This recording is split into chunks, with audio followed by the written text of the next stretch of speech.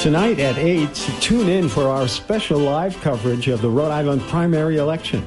We'll have the latest results, analysis from Scott MacKay and Maureen Moakle, and our reporters will be with the candidates as the results come in. That's special coverage of the Rhode Island primary election live tonight at 8 o'clock on Rhode Island Public Radio.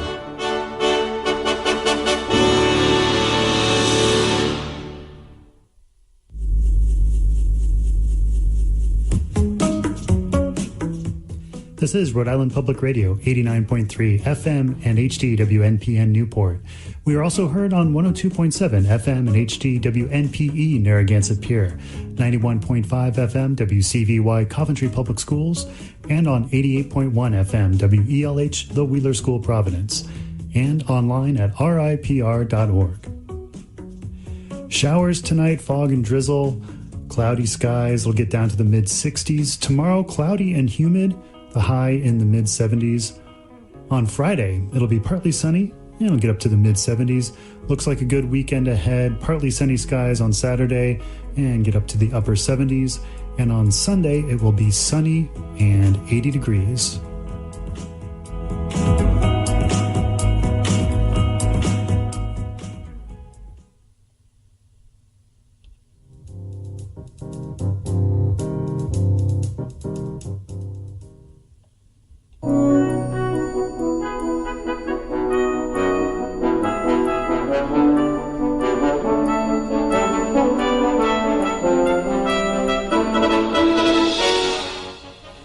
This is Rhode Island Public Radio, bringing you special coverage of Rhode Island's gubernatorial primary election. Some of the races we're following tonight, of course, Democratic Governor Gina Raimondo facing a challenge from the left. Republicans Alan Fung and Patricia Morgan vie to run for governor. A Democratic primary for lieutenant governor pits an incumbent against a young progressive, and the Providence mayoral race. That's all coming up.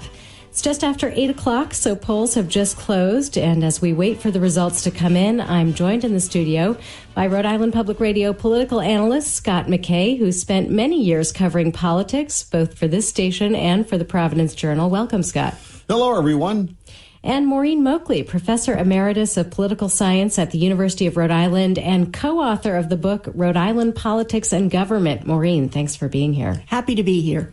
So let's start out looking at turnout. It was expected to be low today. As I went to the polls earlier in the day, it was pretty wet out there, but thousands of people turned out to vote. Scott, what numbers are you seeing on turnout? Well, despite the soggy weather, it looks like we're going to be almost as high or even maybe a little bit higher than we were 4 years ago when we had gubernatorial primaries in both the Republican and Democratic parties, and when we had more things happening at the municipal level, like a very hotly contested Providence mayoral primary. So it looks pretty good despite the soggy day. So that's kind of a surprise, right? Maureen, what do you think? It certainly surprises me. When I went to the polls early, I was surprised even early on how many people had already voted. And given the weather, I was expecting turnout to be lower. But from what we can tell now and the numbers that are coming in so far, they're not the final numbers. I agree with Scott. I think it's going to be, and it's very interesting, it's going to be a high turnout election. Any sense for why the turnout was so good? Well, if you look around the state at where the turnout is, it's kind of in an era when all politics is seen as national.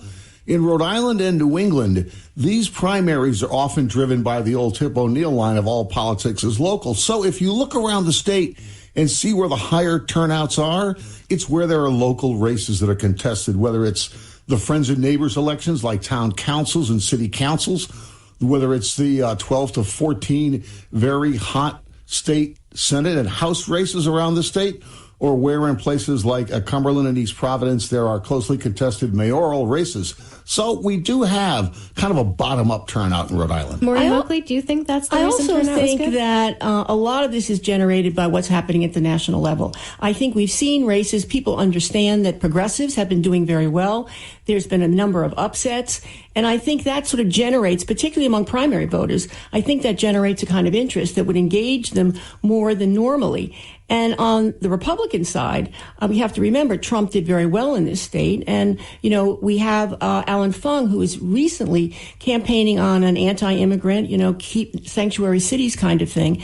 So I think those two dynamics, the Trump dynamic as well as what's happening for progressives across the country, is having some sort of an impact on generating interest in the election. Now, does higher turnout favor incumbents? Does it favor upstarts? What do you think, Scott? It depends where it is. And I think one thing I'm seeing that should help Governor Raimondo is that there's a very high turnout on Providence's east side in the metro area where she did very, very well 4 years ago. But is she expected to do well there again, or are people looking for change this time around? I think that their people have worked very hard in the areas that she did well in last time. Now, again, Matt Brown is from the same neighborhood as she's from. However, he hasn't had the money to put together the organization that her $6 to $7 million in spending has got her. Nonetheless, the progressives are known for being more interested and more active. So we'll have to see how that turns out, not only in terms of Brown, but certainly in terms of Regenberg. In other words, that progressive element is usually very strong, and particularly in Providence. So we'll have to see how that works out. That's interesting. So, it's kind of a question of who came out, not just the fact that turnout was high. And we'll have to see whether progressives turned out in larger numbers or whether there's still a lot of support for the incumbents. Generally speaking, it's certainly high turnout would favor the incumbent, would favor Raimondo. In other words, I think generally speaking, people were saying if the turnout is low, that's better for Brown. Now, what races are you watching most closely in this primary? What's at stake tonight? Well, at stake tonight is a whole bunch of things. It's whether the center holds in both parties. Does the establishment or insurgents, the outsiders, win? And frankly, a win by Raimondo and Fung sets up a rematch of 2014 and would really mean that the establishments in both parties have prevailed. On the other hand, the question is how well the progressives do, not only in these races, but also in some legislative races, because we hear a lot about progressives and their agenda. But, the last time out, they didn't do that very well as far as policy is concerned. And given some of the events at the national level, it'll be interesting to see how this plays out. Well, we've certainly seen right nearby in Massachusetts where a race went, it wasn't expected to go to the progressive. She did end up winning in the end. And even very close to the election, most people were not expecting Presley to win that one. Much different race. That was a 58% minority district. And what she did was an unbelievable ground game that turned out people. In that primary, generally, there's about 60,000 voters. She got it up to 102,000, and that's how she cruised to victory. And it wasn't about progressive, because her opponent, Quapiano, was just as progressive as she was. This was about demographics. This was about diversity and demographics. It was. Young, and she was a minority in a minority district. And he was an all-white guy. Same thing happened in New York.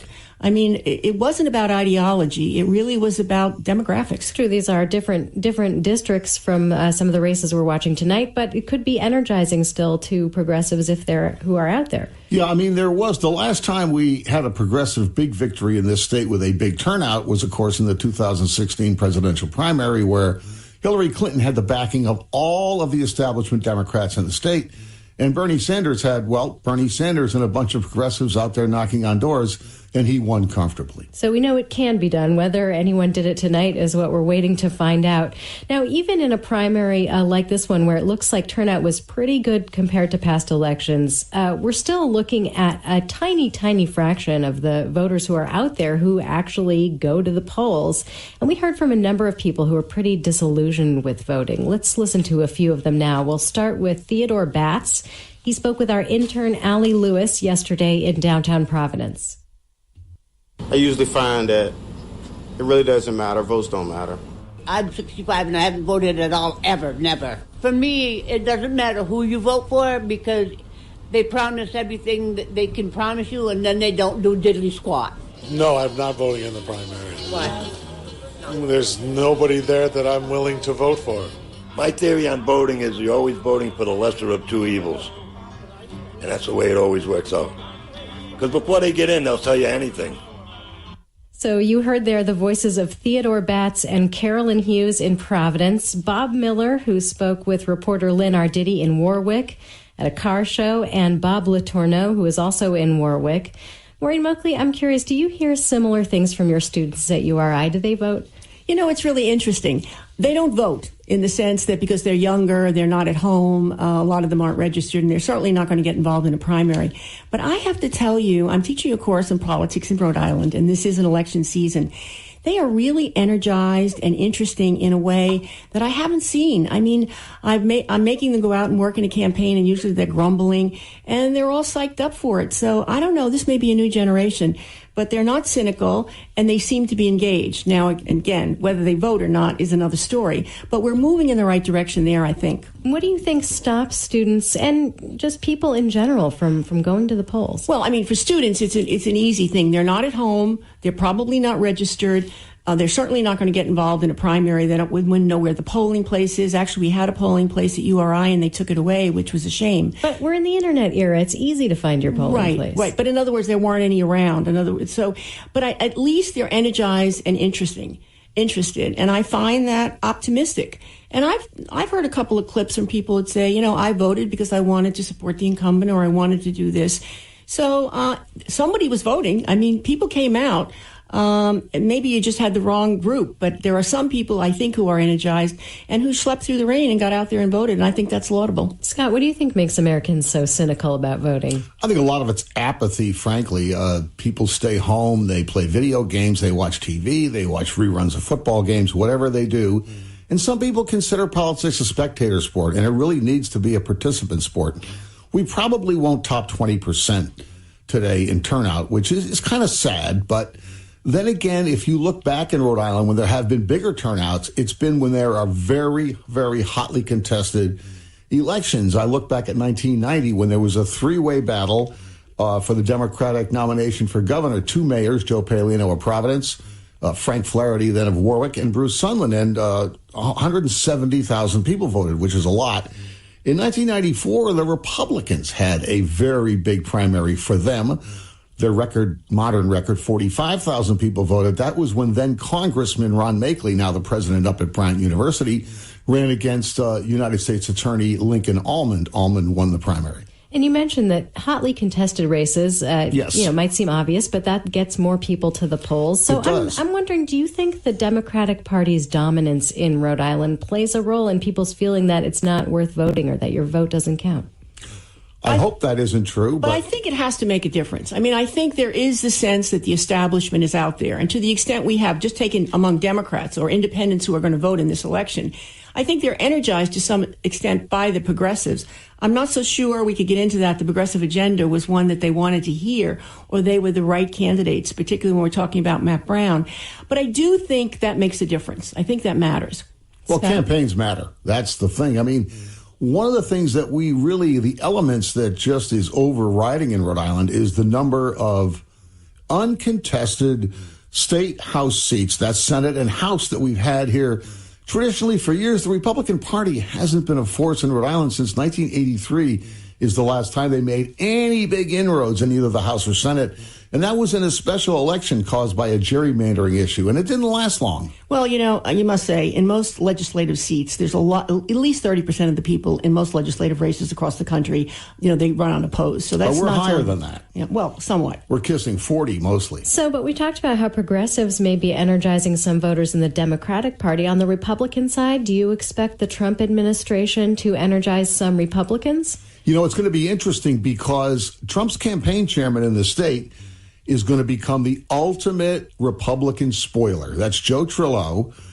If he stays in the race, and all the indications are that he is running as an independent. So it's interesting to see where those Trump votes go and what the National Republican Party wants to do. I would think that the establishment of the Republican Party is going to want to push Alan Fung as much as they can, because every vote that Joe Trillo gets is likely one that Fung doesn't get, and ends up helping out Raimondo. And I noticed recently in his advertising and so forth, he is pushing part of the Trump agenda. Yes, and Fung is picking up on that because I think he's trying to get those votes, and there is a possibility that he can get some of them. I mean, it's unfortunate because Trillo is going to be a spoiler. Now we're going to go to Ian Donis, who we have on the phone in just a minute. But first, I have some numbers just coming in to me by text from our producer who is in Providence at Vartan Gregorian Elementary School polling place. And the numbers there for Raimondo, 395. For Brown, 266.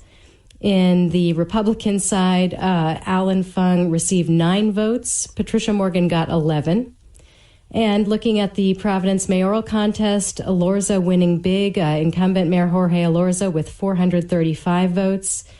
Behind him, Bob DeRobio has 109 votes, and Kobe Dennis right behind him at 106. Well, this is pretty good news for Raimondo. Last time this precinct went 50% for Gina Raimondo. So she's running ahead of what her numbers were back there in 2014 at the Vartan Gregorian School, which, as we know, is in the Fox Point neighborhood, named after that wonderful president of Brown that we all love so much because he has so much community involvement here in Providence. The Fung Morgan numbers don't mean anything. This is an overwhelmingly Democratic district. Clearly from the numbers. Obviously, this is very good news for Elorza. And last time, he did so well on the east side. And the problem is, if you don't do well on the east side, the Democratic primary, you can't win. And it looks like DeRobio and Kobe Dennis are splitting the vote that's opposing Elorza, which is very, very good news for the incumbent. This is also, again, good news for Gina Raimondo. Right, but the thing is, it's what we expect. I mean, if you look at these numbers, particularly the Elorza race, you'd kind of expect that. And, Raimondo is running ahead in this district, but, Brown isn't doing too badly. So there's more to be unfolded. We should say this is just one polling place on the east side of Providence that we're looking at, but it is an important one. So let's join Rhode Island Public Radio political reporter Ian Donis. He's with us by phone. He's with Governor Gina Raimondo's campaign downstairs from our studio at the Union Station Brewery. Hey, Ian. Hi, Elisabeth. So what's the scene like there?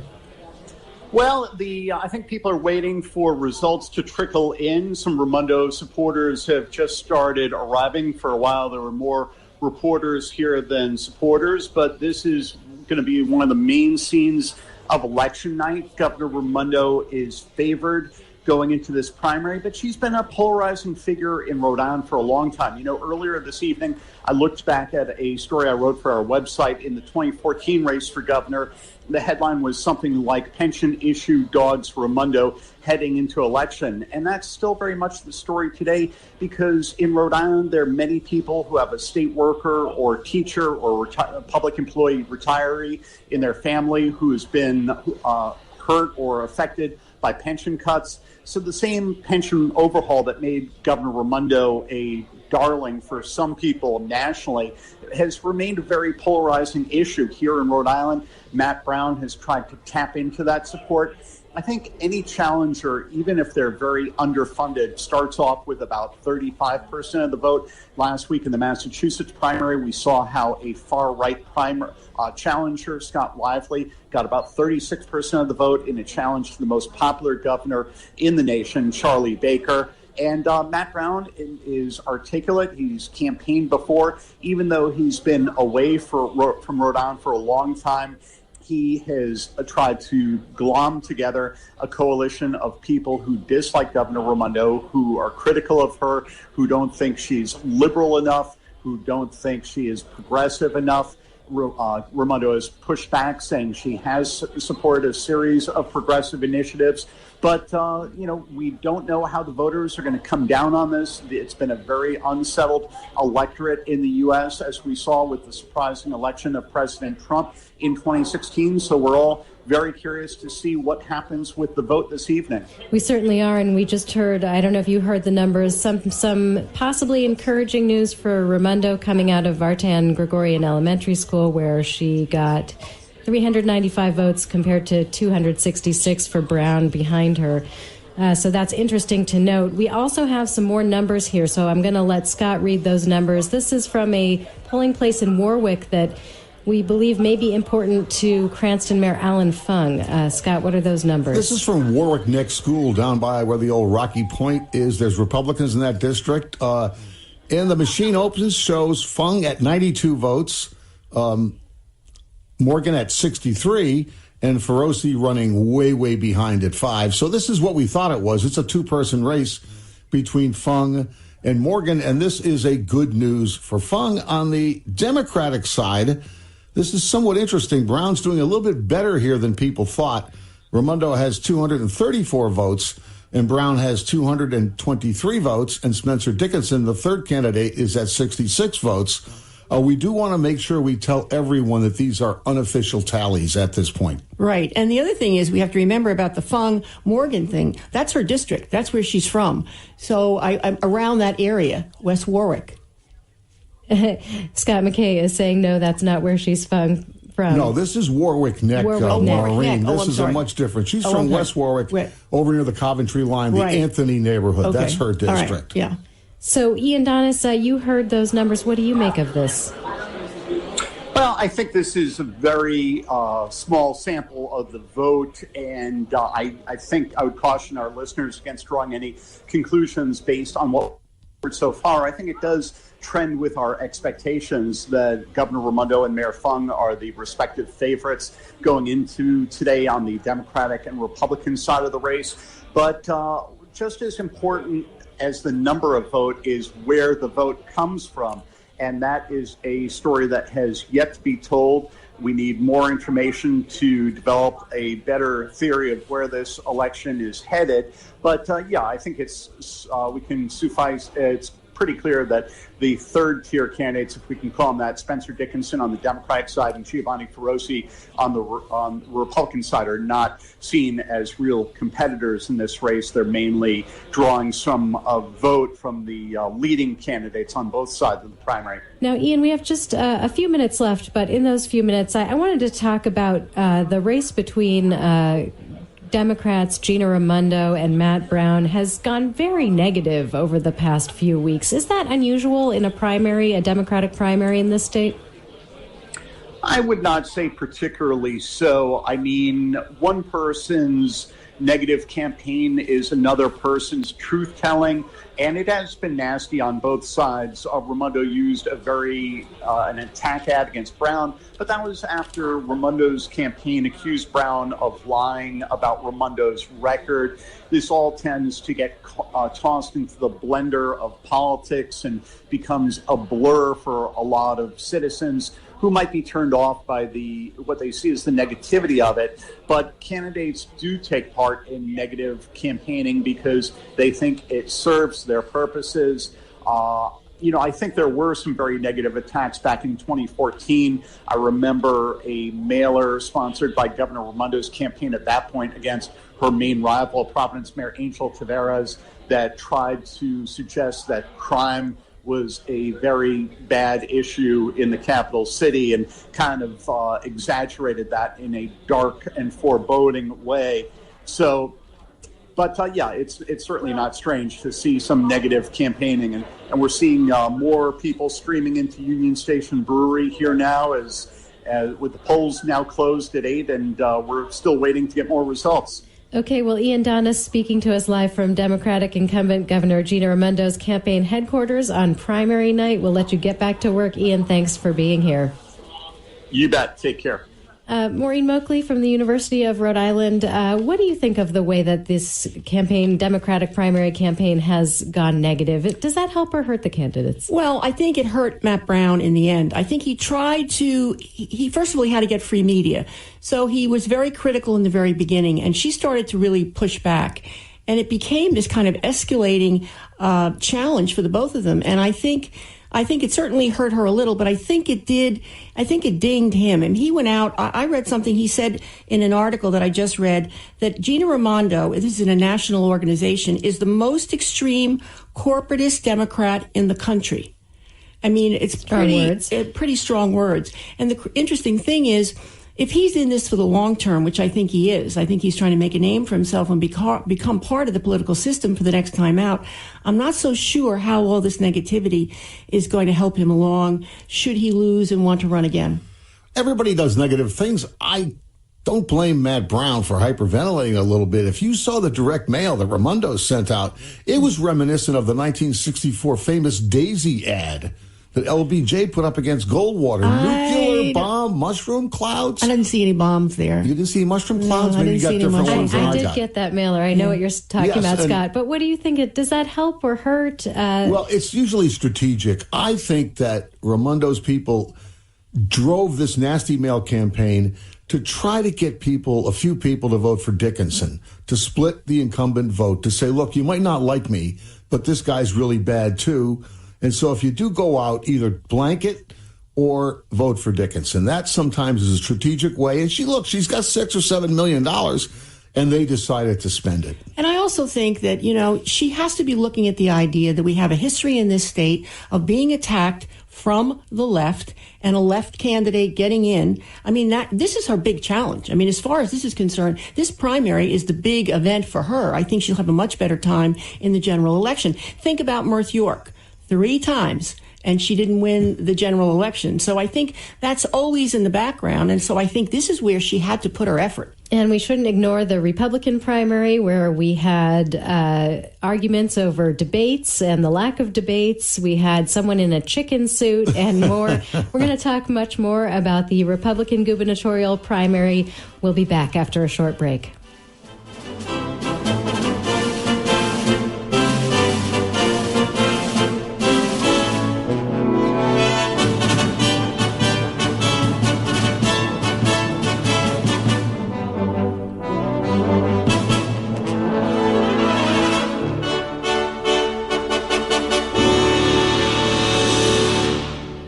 This is Rhode Island Public Radio. It's 8:25. Coverage of the Rhode Island primary election continues in just a moment. Clouds and fog tonight with rain, and it'll get down to the mid-60s. Tomorrow, cloudy and humid, high in the mid-70s. Friday, partly sunny, and it'll be in the mid-70s. Looks like a great weekend ahead. Saturday, partly sunny, upper 70s. Sunday, sunny and 80 degrees. 66 degrees in Providence right now, 67 in Newport, and 68 degrees in Westerly. This is Rhode Island Public Radio.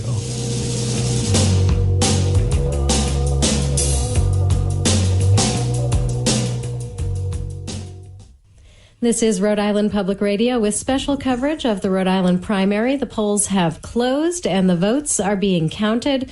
I'm Elisabeth Harrison here with Rhode Island Public Radio's political analyst, Scott MacKay. Hey, Scott. Hey, great to be here. And Maureen Moakle, political scientist from the University of Rhode Island. Hey, Maureen. Thank you. Lovely to be here. So we're turning now to the Republican gubernatorial race, where Cranston Mayor Alan Fung has the most name recognition, at least according to polls, and he's run for governor before. He's also been criticized for agreeing to just one radio debate. He declined our invitation, but his challengers, State Rep Patricia Morgan and Giovanni Feroci, a person with a business background, a former executive from Alex and Ani, agreed to participate. So we're going to listen to a little bit of their discussion with our moderator. That was Rhode Island Public Radio's political reporter Ian Donis. We'll hear a little bit of that conversation in just a moment. Before we do that, we had some numbers we just reported from out of Warwick Neck that showed Fung with a lead, at least in that precinct. Yeah, pretty good news, actually, for Fung in this district. Again, this is an upper middle class area of Warwick, down by Warwick Country Club, Rocky Point. And Scott, why did you want to hear the numbers right from that polling place? And these are, of course, not official tallies, but These are the vote counts as they were called out this evening when the polls closed. Well, you want to look at places like where there's Republican votes. I mean, Rhode Island's such a Democratic state that you have to look at places like Warwick, Warwick Neck, Coesit, and some of the other areas, East Providence, Barrington, East Greenwich. It's almost a mirror on the flip side of the Democratic primary. You look at what's really crucial in Democratic primaries, it's Providence Metro, the Blackstone Valley, Pawtucket, Providence, North Providence, Johnston, parts of Cranston. And you look at the Republican side, and I didn't want to use Cranston numbers because obviously the mayor's from Cranston, and I assume he'll have a good turnout effort there.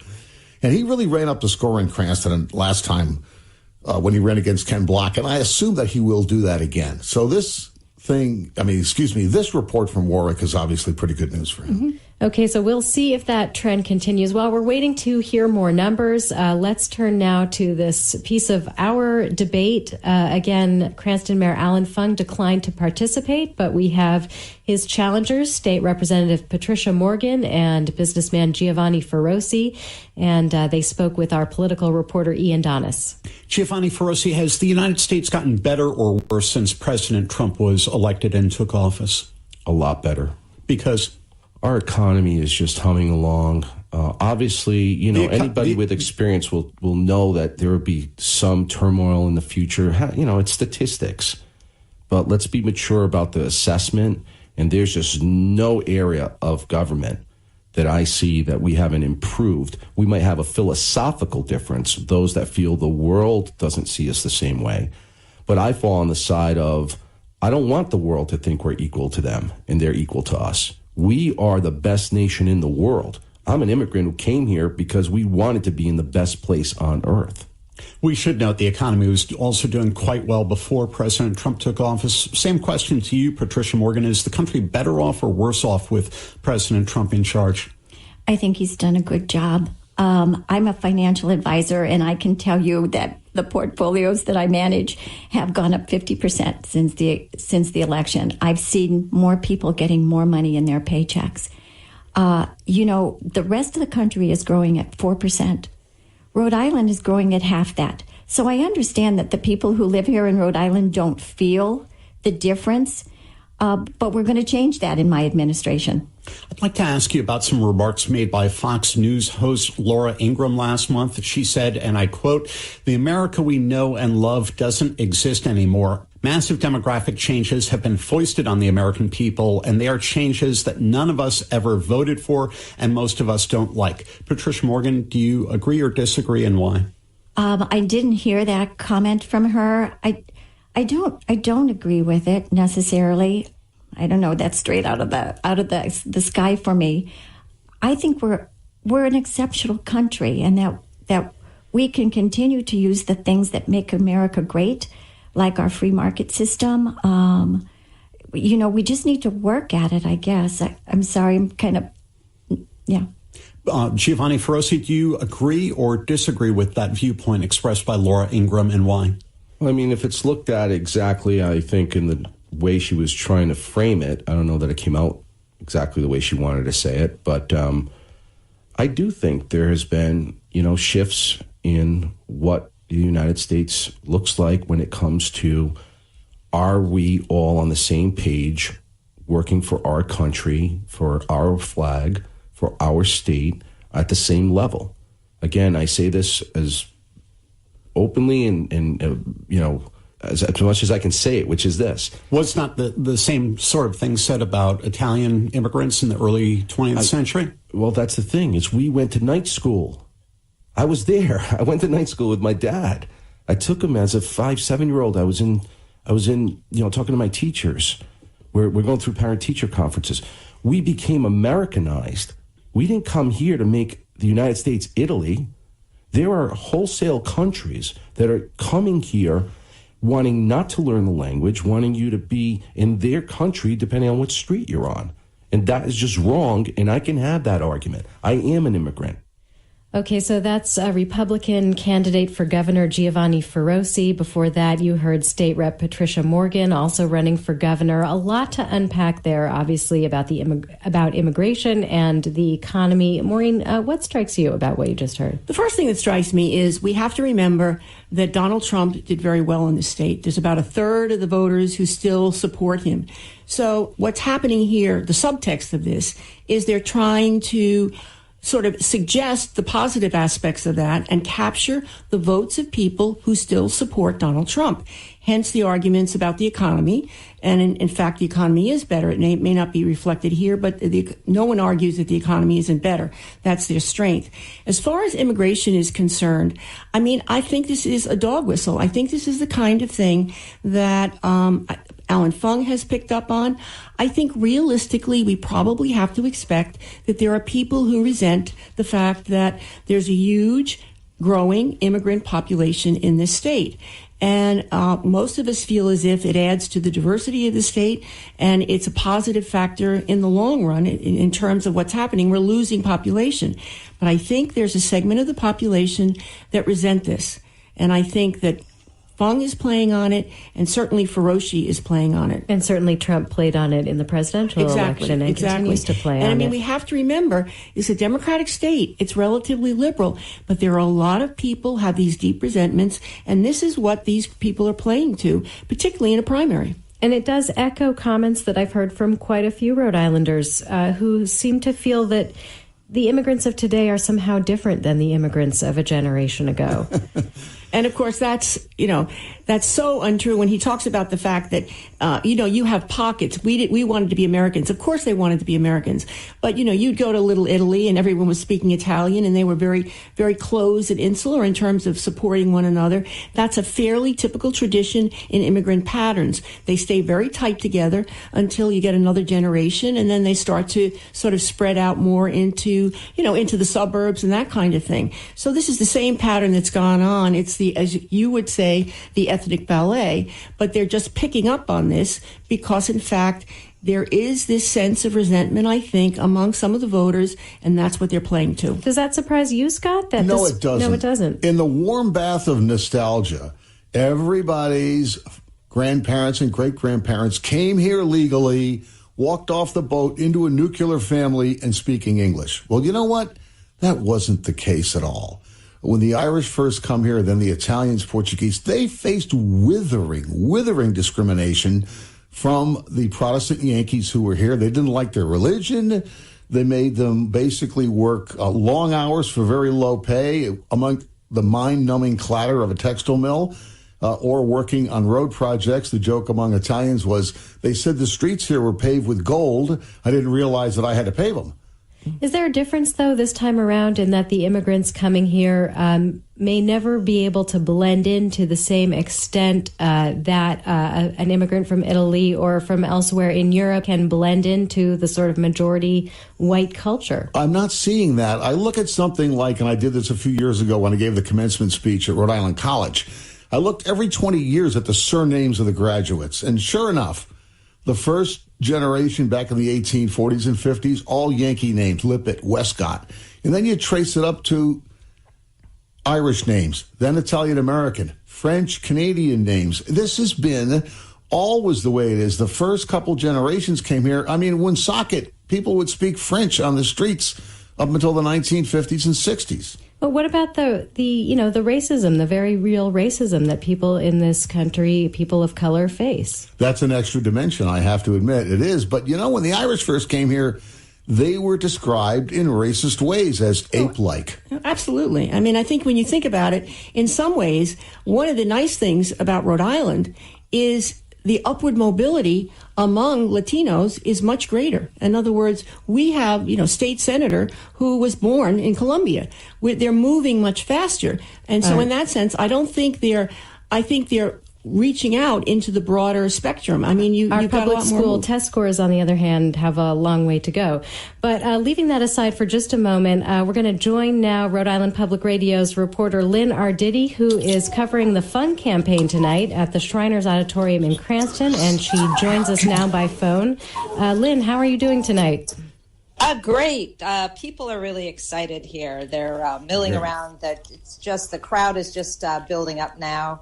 Some of the people I talked to here have known Alan Fung forever. They've known him. One couple I talked to, the husband worked with him at MetLife, and they are totally think he's the best thing. They say over and over again here, if he can do for Rhode Island what he did for Cranston, then he'd be a great governor. These are people this was a couple, Maria and Mario Gabrielli, who are in their 70s, who had their home flooded 8 years ago when we had those awful floods, and they had like 5 feet of water in there. And they said, the problem got taken care of. Their house was condemned. They rebuilt, and Fung fixed the problem with the flooding in Pocasset. He prevented that from happening again. So people really have these personal stories to tell about, what Fung did. And that helped improve Cranston, and they're very excited. And it looks like, the polls, the last I checked, it looked like he had about 57%, and Raimondo's at about 55%, with about 60% of the polls reporting. So precincts reporting. So it's going to be an interesting race if he wins. So encouraging numbers so far for the Fun campaign. Now, Lynn, you also earlier this month did some interviews in Warwick. You were speaking with Harley Davidson enthusiasts to find out how the Trump administration's policies are playing with them. What did you hear from the people you interviewed?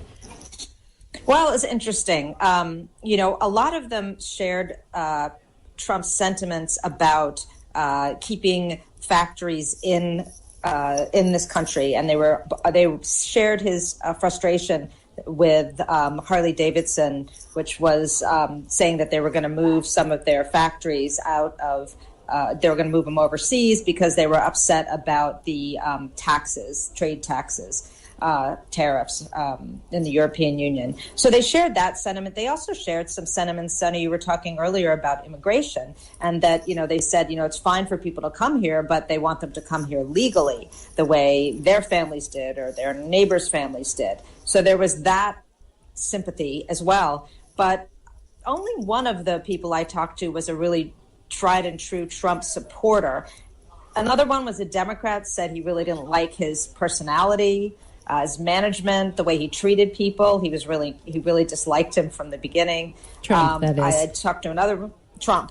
Another one was a libertarian who was really didn't like any of the candidates. And there was a lot of actually sort of disappointment and sense of frustration with the whole political process and politicians. Many of them, even though they talked pretty passionately about their frustrations and with the political system and the candidates, they actually weren't sure if they were going to vote in the primary because they weren't really excited about any of the candidates. Well, Lynn Arditi, we look forward to hearing more of your reporting tomorrow on Rhode Island Public Radio's Morning Edition, when we'll have a clearer picture of the results of the Republican and Democratic gubernatorial primaries in this state. Thanks so much for taking a few minutes to join us this evening. Thanks. Talk to you soon. Bye. So, okay, Scott and Maureen here with me in the studio. We have a couple of minutes here, and we have some more preliminary numbers to report coming out of Ebenezer Baptist Church, a polling place in Providence on the west end of Providence. And, Scott, it looks like pretty good news for Governor Gina Raimondo there. It certainly does. She got 44 votes in this precinct to just 13 for Matt Brown and 3 for Spencer Dickinson. Mayor Elorza got 24. The winner there was Kobe Dennis with 26 and 11 for Bob DeRobio. One interesting little piece here. This is a minority community area with a lot of African-American and increasingly Latino voters. And Dan McKee is leading Aaron Regenberg 32-23. Again, these are unofficial returns. This is a small voter precinct where turnout was not really strong, as you could tell. Yeah, pretty low turnout. Yes. Does that surprise you? Not really. Okay. So in this low turnout precinct, however, Raimondo seeming to take the lead, at least in this one snapshot of the electorate. Scott MacKay, why did you want to check the results right away from Ebenezer Baptist? What makes that an interesting polling place? I was looking around the state to try to get a demographic balance, basically. We look at key precincts and the amount of people we have to gather the early numbers, and I just wanted to see in the Providence minority community what the turnout and the vote look like. We're also hearing some news from some of these very closely watched assembly races. And in Providence, Dan McKiernan over there in Elmhurst and Mount Pleasant looks like he's going to survive. It's a close race. This is unofficial, but it looks like he is leading over there. Again, these are machine totals, and there will be some mail out. I'm not sure how much mail is out. It also looks like in one of the races where the speaker, Nick Mattiello, was very, very active, Maura Walsh, who frosted the speaker and the establishment by saying there was too much drinking and systems closed at the State House. She appears so far to be leading, and some of the people close to the speaker say she may survive. She's winning on the machines. However, there are some mail ballots there. And we know sometimes the mail ballots can be critical. We do, but we're not sure how many are out. And Mike Earnhardt, who the speaker backed with $1,000 contribution from his PAC and $1,000 contribution himself.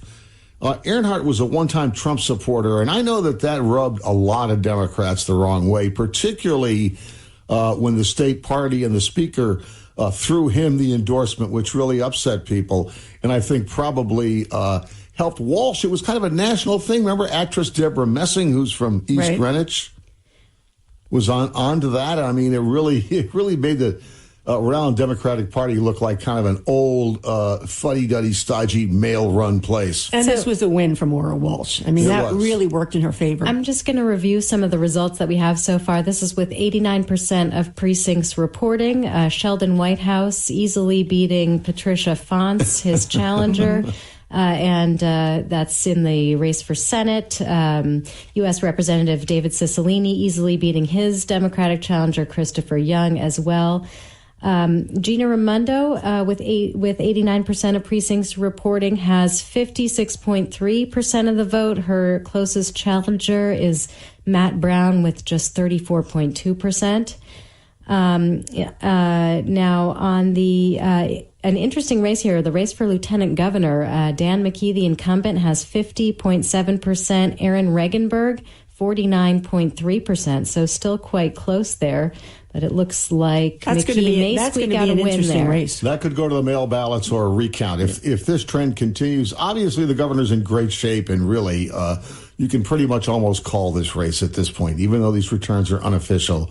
The gap of 20 points is way too much to make up. I mean, Brown just didn't really run the kind of high-profile campaign you need to win a statewide race. On the other hand, Aaron Regenberg did. That's the interesting thing. We have to see that because he may be the one progressive victory. We have to see. It's too soon. But that may be where they break through. We'll be watching it on the Republican side. Alan Fung, 56.3%, and Patricia Morgan, 40.3%. The third person in that race, Giovanni Feroci, just 3.4%. And again, this is with 89% of precincts reporting. Rematch time. You're listening to Rhode Island Public Radio with special coverage of the Rhode Island primary. I'm Elisabeth Harrison. We'll be back after a short break.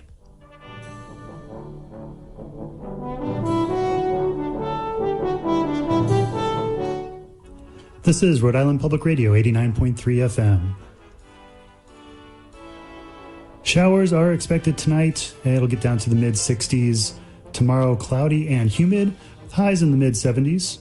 On Friday, partly sunny and mid-70s. Saturday for the weekend, going to be sunny and get up to the upper 70s on Sunday. Sunny and 80 degrees. Currently 66 degrees in Providence, 67 in Newport, 66 in New Bedford, and 68 degrees in Westerly. This is Rhode Island Public Radio. Special coverage will continue in just a moment.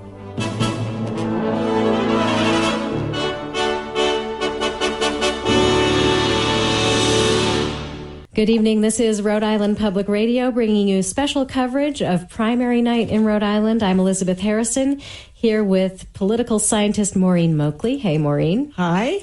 And political analyst Scott MacKay. Good evening, Scott. Great to be here. So we've just looked at some results. It's looking very much like incumbent Governor Gina Raimondo has won the Democratic primary. These are unofficial results. Not all the precincts are in, but right now she has 56.3% of the vote compared to 34.2% for Matt Brown. 89% of precincts reporting here. And in another closely watched race, the race for lieutenant governor, a close contest between incumbent Daniel McKay with 50.7% and his Democratic challenger, Aaron Regenberg, 49.3%. So still pretty close in that race. Scott, Maureen, are you ready to call it here? I wouldn't want to call it, but I just want to commend Alan Regenberg. I mean, he represents the progressives in a much more positive way, I think. Aaron Regenberg, and I think he has potential. I mean, he may even win this, but the fact is he ran a really good race. I expect he might even win. It's very close now. You can't tell. It is. This one probably will go to the mail ballots if it stays this close. I think you do have to give Regenberg a pat on the back. He started early. He is a very relentless organizer. He put together both a good ground game and raised enough money to go on television and do the things that you have to do if you're going to put together a statewide organization and put a race together where you're going to challenge an incumbent, whereas Brown just did not do that. Now, on the other hand, Raimondo is a much stronger incumbent than is Dan McKay. Certainly. But the interesting thing is that Brown was very much more to the left. Regenberg talked about a single-payer system, but then he talked about health care for all, women's reproductive rights, the kinds of things that is not quite as far out as Matt Brown. So I think in terms of his message, particularly at the end, he ran against the legislature. He hardly talked about issues at all. which will be interesting if he wins, because it's going to be interesting how he's going to work things out up at the State House. But nonetheless, he did run a much more effective campaign, and he may prevail. Well, we'll talk more about Aaron Regenberg and Dan McKee in just a moment. First, we have our reporter John Bender on the line. He is with Democrat Matt Brown's campaign this evening in the Democratic gubernatorial primary. John, you're at the FET Club in Providence in the Olneyville neighborhood. What's it like over there? Hey, good evening, Elisabeth. Happy election night. The mood here went from cautiously optimistic, I would say, to pretty disappointed at this point. It looks as if Gina Raimondo, the current incumbent governor, really will have clinched this victory. There were plenty of people here early who were cautiously optimistic about Matt Brown's campaign. Certainly many people incredibly excited about Matt Brown. People here were voting for him for a variety of reasons. Yeah, what did you hear from them? Why do they like Matt Brown? All sorts of reasons. Several pensioners here tonight who were very unhappy with the overhaul that Governor Raimondo, then Treasurer Raimondo, took on back in 2011. Several people here from the northwestern corner of Rhode Island who are very unhappy with the Invenergy power plant proposal, which they believe Gina Raimondo helped put together. And then there are just plenty of people who believe that Matt Brown is the type of progressive candidate that Rhode Island really needs, especially in the face of the presidential administration, which invariably everyone here is unhappy with. There are plenty of Bernie-crats here tonight. Almost everyone I spoke to voted for Bernie Sanders in the 2016 primary, and many people likened voting for Gina in the general election in 2018 to voting for Hillary Clinton back in 2016 over Donald Trump, a choice that would be that choice that they would make, albeit relatively unwillingly. That's really interesting, John. Now, you covered another progressive, Aaron Regenberg, who right now is in a tight contest with incumbent incredibly tight Lieutenant Governor Dan McKee. We haven't called that race yet. We think it may go to the mail ballots. What did you hear in covering that race from progressive organizers about how they see the importance of this primary? You know, they really felt that this race between Aaron Regenberg and Lieutenant Governor incumbent Dan McKee was truly a race between entrenched Democratic establishment here in Rhode Island. Dan McKee, a 6-time mayor in Cumberland, someone who's really been in the political game here in Rhode Island for a really long time. Aaron Regenberg, a young 28-year-old. He came from Brown University, got his roots organizing as the co-founder of the Providence Student Union, and really has come out swinging as a representative in Providence for things like codifying a woman's right to an abortion, working for paid overtime, paid sick time off, working to fight for minimum wage. He really, truly has the support. It really seems he has the support of the workers here in Rhode Island, the working class, especially people who are in unions. Teachers' unions especially do not like McKee, so if Aaron Regenberg were to win, that would certainly be a win for the teachers' unions here in Rhode Island. Well, Rhode Island Public Radio's John Bender joining us there from Club FET in Providence, where he is with Matt Brown's gubernatorial campaign. A little bit disappointing for Matt Brown's supporters this evening, but always interesting to hear from you, John. Thanks a lot. Hey, thanks so much. Bye, Elisabeth. So, you have some thoughts on that, Scott. What did you hear there? Well, it's interesting that John did point out something else we should mention about Regenberg. We always talk about Democratic primaries as being kind of an amalgam of liberals, labor, and Latinos. And the one thing Regenberg did that Brown was never able to do was Regenberg was able to get union support from the left side of That's the right. Democrat. Some unions, not all the unions. No, the but left he did side, get some. and some of the unions that are the more politically active, like the teachers, right? The service employees union, And so these are very good places to go in a Democratic primary, particularly where there's going to be lower turnout than a general. Unions are much more effective at turning out voters in a primary than in a big general where their vote gets diluted. Sure. The other thing is, one of the things I noticed when John was talking about the issues, that Regenberg was really more somewhat to the left, but not way over. In other words, his agenda was something that you could, talking about women's right to choose and the minimum wage and those kinds of things. It wasn't as far out as Matt Brown's was. And I think that may have mattered. And plus the fact, I think he was a very charismatic and likable candidate. I think he was very energetic. Well, that may be. I mean, he is pretty far to the left right now, trailing just slightly Dan McKay in that race for lieutenant governor. We have some reporting that John did about Regenberg and that race. Let's listen to a little bit of that. This is Rhode Island Public Radio's John Bender reporting on the race for lieutenant governor. If you're a progressive, Aaron Regenberg strikes many of the right notes. Here he is at a small meet and greet in Newport in the week before the election. His pitch: the Democratic establishment isn't doing enough to help Rhode Islanders. We've got a lot more work to do to really build a Rhode Island that works for everyone, not one that's rigged for the few. And that, to me, is what this election is all about. Is our state going to stand up on the issues that matter? Those issues have become rallying cries for liberals in the 2 years since President Donald Trump was elected: immigration reform, gun control, affordable health care, economic equality. Are we going to stand with working families who are asking for basic standards like sick time, like a living wage, like equal pay for equal work? His grandparents were a source of inspiration. His grandmother figures heavily into a typical stump speech. Bunny was her name. A bit of a misnomer. She was not a cute and fluffy person. She was tough. She was a fighter. And she had to be. She was executive director of her local Planned Parenthood in the years before Roe v. Wade. This past session, Regenberg supported legislation to codify a woman's right to abortion in state law, but it failed in the Democratic-controlled General Assembly. He hopes frustration with stalled progressive policies will propel him to statewide office. Aaron's the real deal Holyfield, because he believes in the fight. He believes in people, the right to have health insurance, people the right to have a decent minimum wage. That's who he is. That's why I'm voting for him.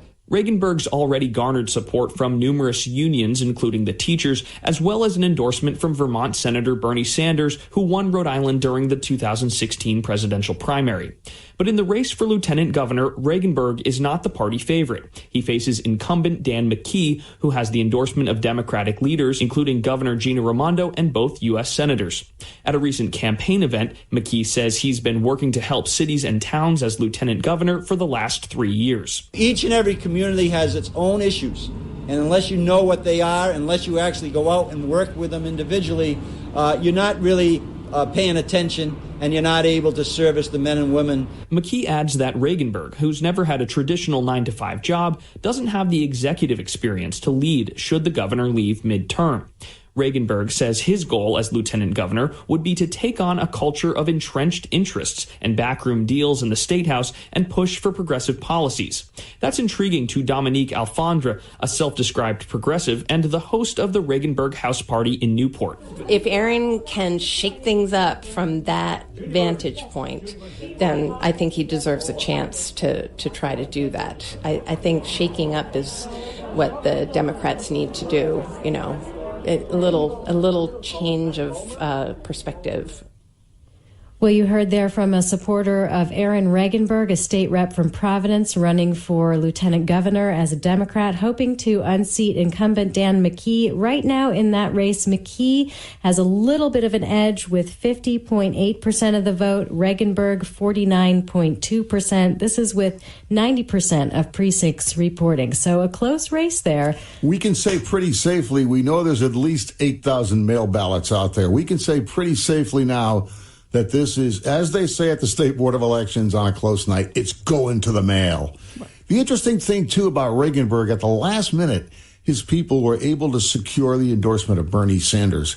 And he put that out there all over social media and pushed it as hard as he could. And that may have helped him a little bit. I'm not sure how much. I really think, and I think Maureen will agree with me, that he put together, in contrast to Brown, he put together a very, very good campaign, even outracing McKay. I do agree. The other thing I thought was interesting, though, at the end, he had that ad where he ran against the legislature.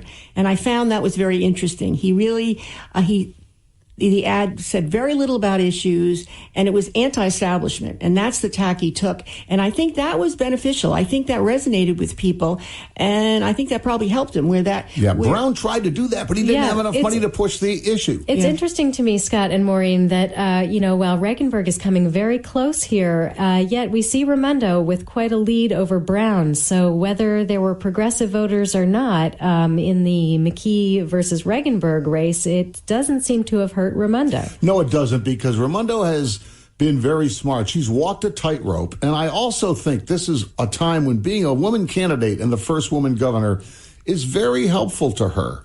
And she also did things that progressives like, particularly with abortion rights, I think, particularly with only got the 2 years, but still got 2 years of free tuition at CCRI. That's true, but she didn't really go way out on a limb for abortion rights. She didn't convince the legislature to do that. Well, she didn't convince the legislature, but she was pretty clear on her support for that. That's Convincing true. the legislature is one other thing. Yeah. She was very strong on gun rights. I mean, she was a centrist in the sense that she supported business, and that's where she got sort of pounded about a corporatist kind of thing. But, if you look at her record on issues, she was pretty liberal. I mean, and I think that's why there's a mix there in terms of how the votes fell out. And just to review those numbers, with 90% of precincts reporting Governor Gina Raimondo with 56.2% of the vote in the Democratic primary, and Matt Brown, her closest challenger, at just 34.2%. So it's looking like a pretty comfortable lead right now for Raimondo. It looks to me like we are back to the future, back to 2014, and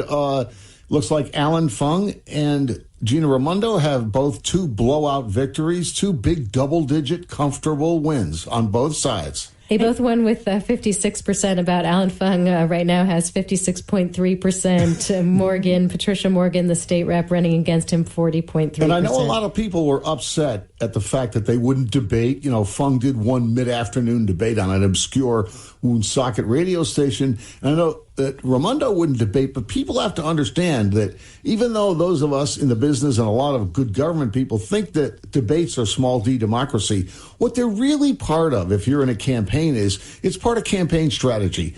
And there was simply no way that Fung and Raimondo, being in the lead, big time in money raising and organization, they had the support, the endorsements. There's no way that they were going to put these other candidates on the same stage with them. Moreover, we saw from the very beginning, Alan Fung had a heads-down strategy. I mean, even months before this, you couldn't get him to come in here. He was just laying low, not saying anything wrong, and it was a strategy that worked. Well, it may have been a winning strategy, but you can't blame voters for feeling frustrated at not hearing more from their candidates. We don't blame them, but we're just saying when you look at it strategically, I mean, they probably made the right choice. Sure. Now, looking at the big picture here, so we have Matt Brown, who ran to the left of Democrat Gina Raimondo. Looks very much like he has lost now to Raimondo. We have a close race for Dan McKay and Aaron Regenberg. Regenberg, the progressive there, hoping to score an upset. And then in the race for Providence Mayor, we don't have results yet. A couple of polling places that we have checked in on are showing a lead for incumbent Mayor Jorge Elorza over progressive community organizer Kobe Dennis and Bob DeRobio. So is this a disappointing evening for progressives? I think so. I mean, especially if Regenberg loses. As again, Gina Raimondo is a woman. She was not that far, she wasn't that far. She was a progressive in her own right. So that's a mitigating circumstance. But when you look at what they were looking for in the wins that they were going to have, and it'll be interesting to see how some of these Assembly and Senate races work out in terms of those candidates. But it really wasn't a big night for progressives. And it'll be interesting to see how they move their agenda along in terms of some of the things they're interested in, once we start up the session in January. I think that actually we need to know much more about the House and Senate races where the progressives put in an awful lot of their energy. And I'm looking around the state, and I think that things may be pretty well for them, doing pretty well. I do think that it just shows you that campaigns matter, and that I hate to overemphasize this, but it is true that Regenberg put together a better campaign than did Matt Brown, a much better campaign. The other thing is people lose sight of this. Progressives sometimes are more pragmatic than you think they are. You know, I mean, if you look around the country, you'll notice no incumbent U.S. senator, Democrat in a red state, has been challenged in a serious primary by a progressive. So what they're doing is picking their spots. Okay, so a little bit of pragmatism, maybe. Right. Not everybody is as wild left as Bernie Sanders' hair. I mean, I think people want to change. There are different motivations. Maureen points out that a lot of what happens when you're an insurgent against an incumbent in Rhode Island is you don't like the way things are run at the State House. You think it's too old school, old white guys. You think it's closed, too many closed doors. They don't let people in, and they want more open government. So sometimes that is an effort that you see in campaigns that really ignites both liberal, progressive voters and, frankly, Republican good government voters. And when you see, you know, when you have a candidate like Donald Trump, who is, of course, now the president, running in a race, and he pulls other candidates to the right, or a candidate like Bernie Sanders trying to pull Hillary Clinton to the left in that primary. I mean, did you see some of that in this year's Rhode Island race, where candidates like Regenberg, were they able to pull Democrats further to the left? You know, I think Regenberg worked very, very hard as a legislator to make a name for himself, as you know, on gun control, on reproductive rights, and particularly on the family leave legislation. And he was there relentlessly doing that. So I think Regenberg is a guy who did try to put himself in front of all this. I think Matt Brown made a big mistake in not doing more grassroots work in the last couple of years. People think that he just went away after he was Secretary of State. Well, we are out of time, so I'm afraid we will have to leave it there. You've been listening to special primary night coverage on Rhode Island Public Radio. I'm Elisabeth Harrison. This is Rhode Island Public Radio, 89.3 FM and HD WNPN Newport.